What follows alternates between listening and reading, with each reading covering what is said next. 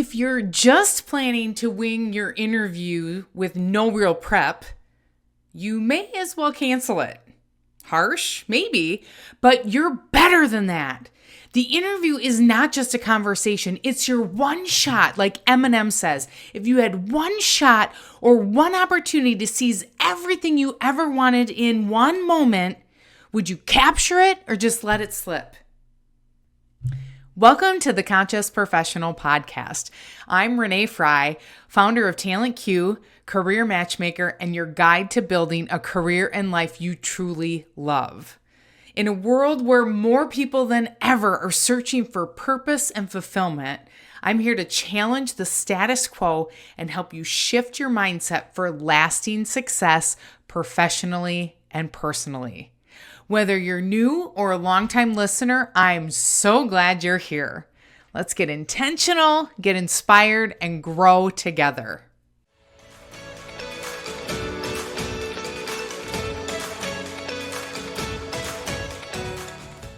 You walk out of the interview room feeling amazing. You've connected, you answered every question with confidence, you even made them laugh. Then, silence.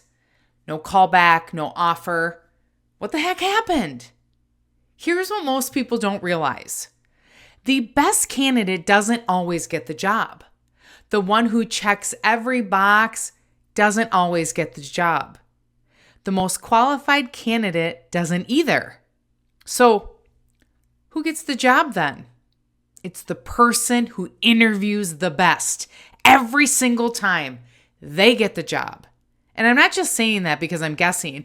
I've spent over 2 decades recruiting for Fortune 500s, manufacturing companies, retail, CPG, high-growth startups, and placing executive leaders all across the country.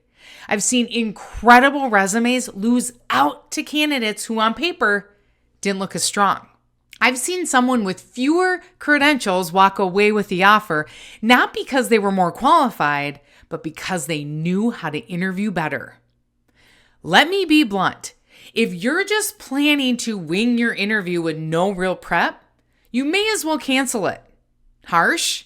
Maybe, but you're better than that. The interview is not just a conversation. It's your one shot, like Eminem says. If you had one shot, one opportunity to seize everything you ever wanted in one moment, would you capture it or just let it slip? Listen, the candidates who don't prepare are letting it slip, which is painful to watch. You've refreshed your resume a dozen times. You've applied to hundreds of jobs, maybe even uploaded your info to those clunky ATS portals over and over again. You've gotten ghosted more times than you can count. You've second-guessed yourself. You've wondered if anyone's even getting your application. And finally, you get an interview. This next step, it's not just a calendar invite. It's your moment. I know how much is riding on this. The pay bump that you need, that you want. The better hours that will let you be more present with your family. The chance to finally use your strengths instead of wasting your potential in a soul-sucking job.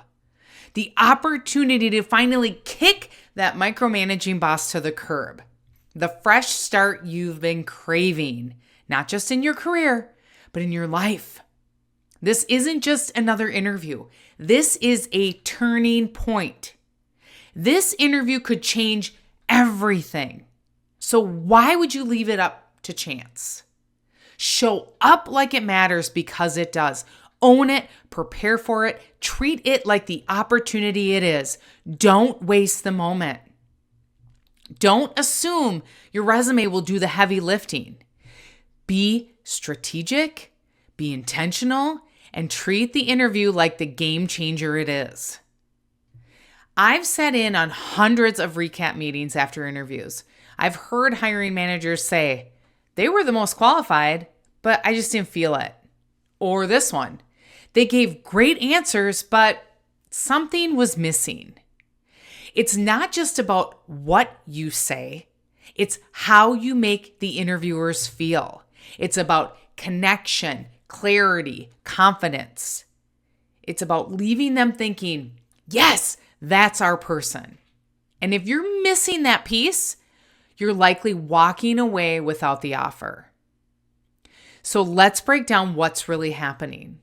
When someone doesn't get the offer, even after they feel like the interview went phenomenally, it usually comes down to 3 core mistakes that most candidates don't even realize they're making. Let's dive into each one. First core mistake is lack of strategy in how you show up. Most people prep for interviews by skimming the job description, writing out answers to common questions, and maybe rehearsing their "tell me about yourself" script. That's table stakes, surface level stuff. But the candidates who actually land the job, they go deeper. They show up with a strategy. They research recent news about the company, product launches, acquisitions, executive team changes, financial growth or losses, so they can speak the company's language. They look up their interviewers ahead of time, what they've done, what they value, where they've worked, who they might know in common, so they can build rapport fast and personalize the conversation. They understand not just what the company does, but what it needs. So when they talk about their experience, they connect the dots on purpose. They're not just answering questions, they're showing leadership level thinking by walking in informed, intentional, and ready to contribute. The second core mistake is asking generic questions. You know, the moment when they flip the interview and ask, "Do you have any questions for us?" You may think the interview is over at this point, but it's not. This is still part of the interview. And here's what most people don't realize. The interviewers are still assessing you based on the questions you ask them. The questions you ask say a lot about you. How curious and engaged you are, how well you understand the role, whether or not you did your homework, and what you truly value in a job or workplace. But most candidates waste this moment. They default to safe surface level questions like, what's the culture like? What does a typical day look like? When will you be making a decision? Those questions don't stand out. They're forgettable. And frankly, most of the time, they've already been answered earlier in the interview or can be found on the company's website. It's vanilla. And in today's job market, you don't want to be vanilla ice cream. You want to be monster cookie ice cream. Unexpected, bold, and unforgettable. Because when you ask the same questions as everyone else, you blend right in. But when you ask smart, strategic, standout questions, you leave a lasting impression. And that's what gets you remembered when decisions are made. Here's what top candidates do instead. They ask thoughtful questions that highlight their business acumen. They dig deeper into the team's goals and challenges. They explore how success will be measured in the role. Think questions like, what are the most important results you'd like to see in the first 90 days of hiring someone? What's one challenge the team is currently facing? And how can this role help solve it? How does this role contribute to the company's larger mission or KPIs? And one of my absolute favorite questions to ask any hiring leader, what's keeping you up at night? That question cuts through the fluff, gives you a real-time look into what's going on with the team or at the company. It reveals where their focus is, what's urgent, what's broken, and where you might be able to help. It goes deeper. It shows empathy. It shows readiness. And more importantly, it shows you care. So if you've been treating any questions for us moment like a throwaway, stop. Because it's not just a formality. It's your final opportunity to show them exactly why you're the one they should hire. These questions don't just get you answers. They position you as a strategic thinker who's already acting like someone on the team. The third core mistake is no follow through. This one, honestly, hurts the most because I can't tell you how many hours hiring teams spend, sometimes days, coordinating interviews, juggling calendars, prepping questions, meeting you and recapping afterward, and then nothing. The candidate disappears. No thank you email, no follow-up, no clarification, no reinforcement of interest. And I get it. You're probably thinking, the interview went great. They'll reach out if they're interested.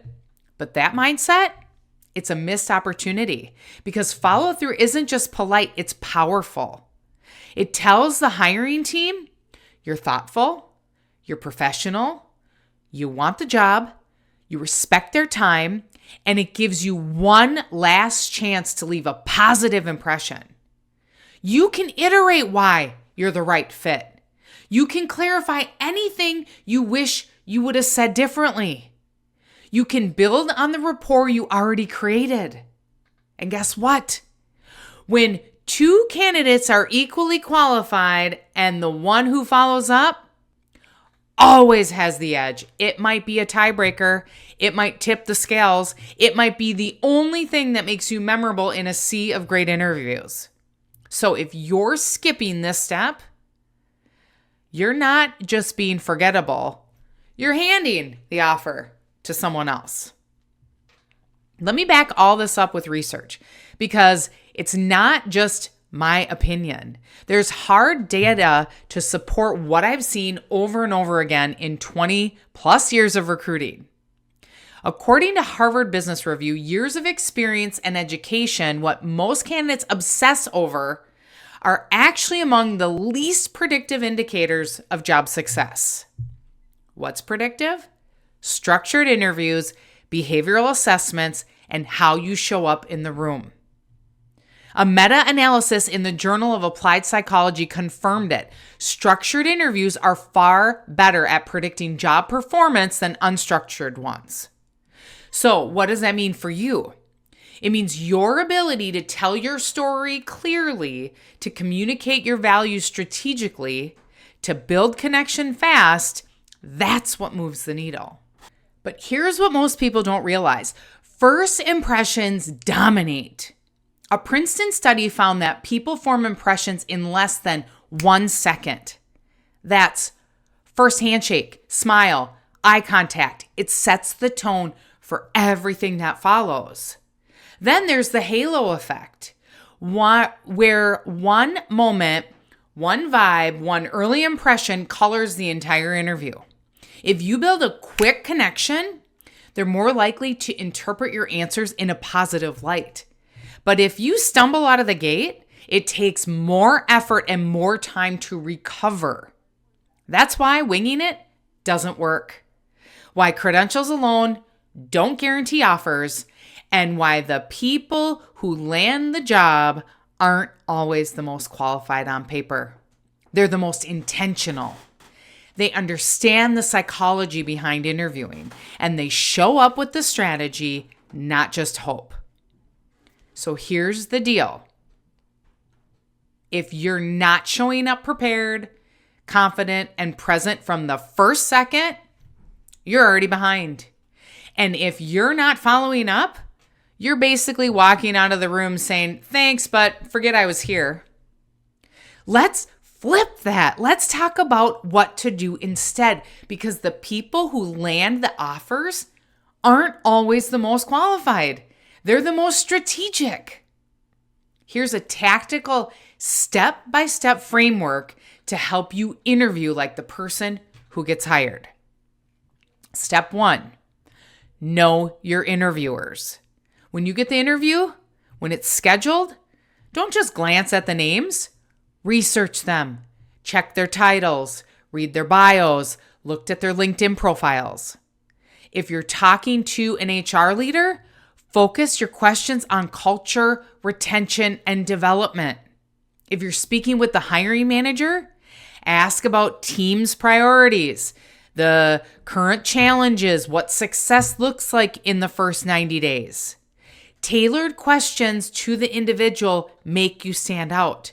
They show you did your homework.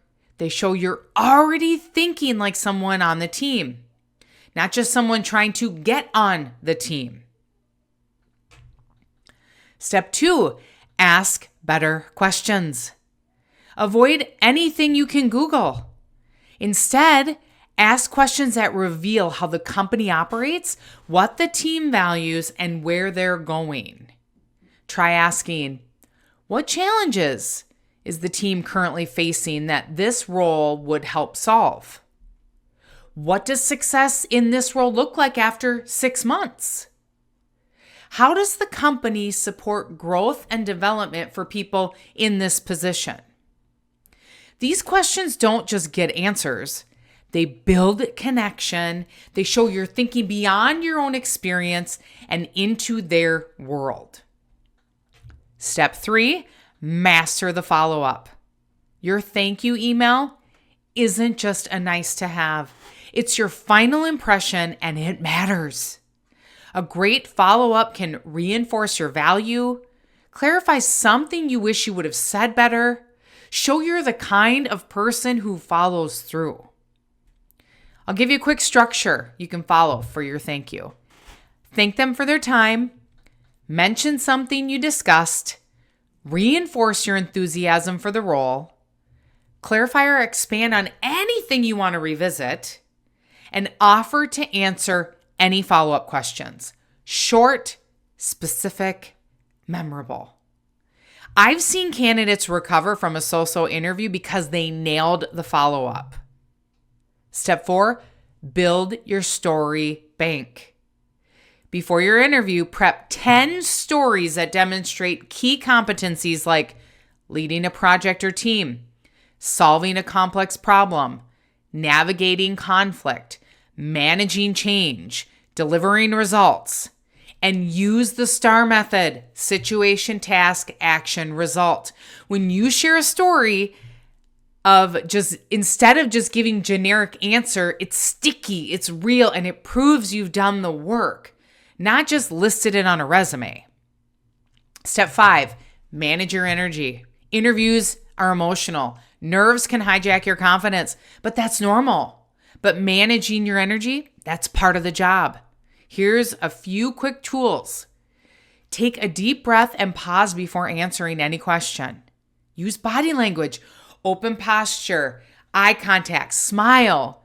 Mirror the interviewer's tone and pace.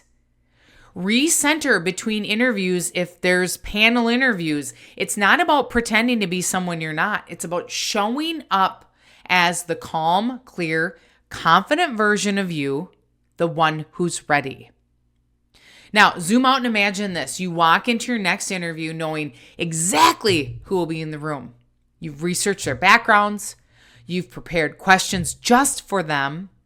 You're calm, collected, and you connect. You don't just answer questions. You tell stories filled with results, stories that prove you've done the work, stories that paint a picture, stories that make it easy for them to say, this is the person we've been looking for. Because anyone can rattle off responsibilities, but the candidate who can share clear, confident wins, that's the one who gets remembered and gets the offer.